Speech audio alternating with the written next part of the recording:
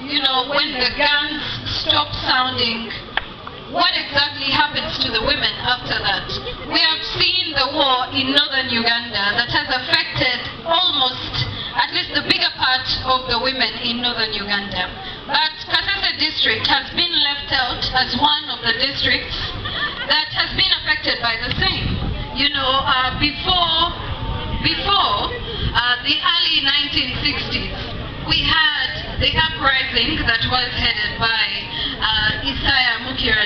and then we were fighting for identity as Bakonzo, as Rwenzururu people. And then later on, it just so turned out that we were continuously affected by war. And the fact that we are continuously affected by war, it means that there's a whole lot more that we need to do to help our people recover, to help them gain the self-esteem that they never had and they need to have.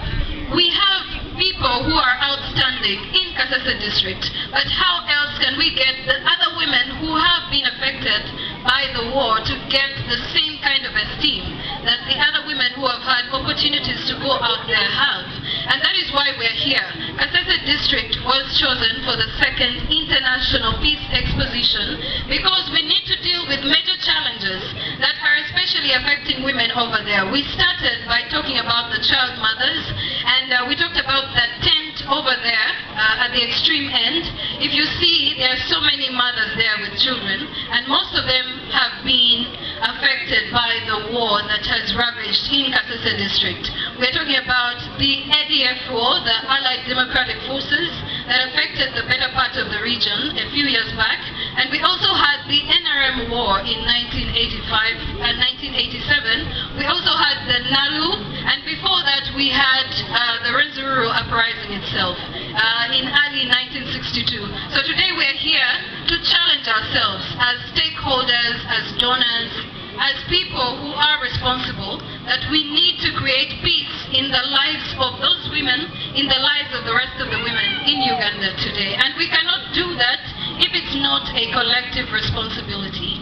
As politicians, as stakeholders, what have we done to ensure that we are trying to find the peace that these women need to have in their homes, in their families, in their businesses? Right now, they are struggling with their economics, if I might say, because right now poverty is very, very high, especially among the child mothers. They cannot look after their families, and we need to help them recover, to reclaim the esteem that they long lost. Your Majesty, before you arrived, there was a young girl from St. Teresa Secondary School that is in Kasese district who gave a poem about child marriages, and would like to take this opportunity, Your Majesty, to have her recite the poem once again, because it's a poem that is affecting the people of Kasese. I come from Kasese, and I think that the girls, the women, and the elderly women in Kasese deserve better. We can do better to make sure that the people in this region actually reclaim what exactly belongs to them. Peace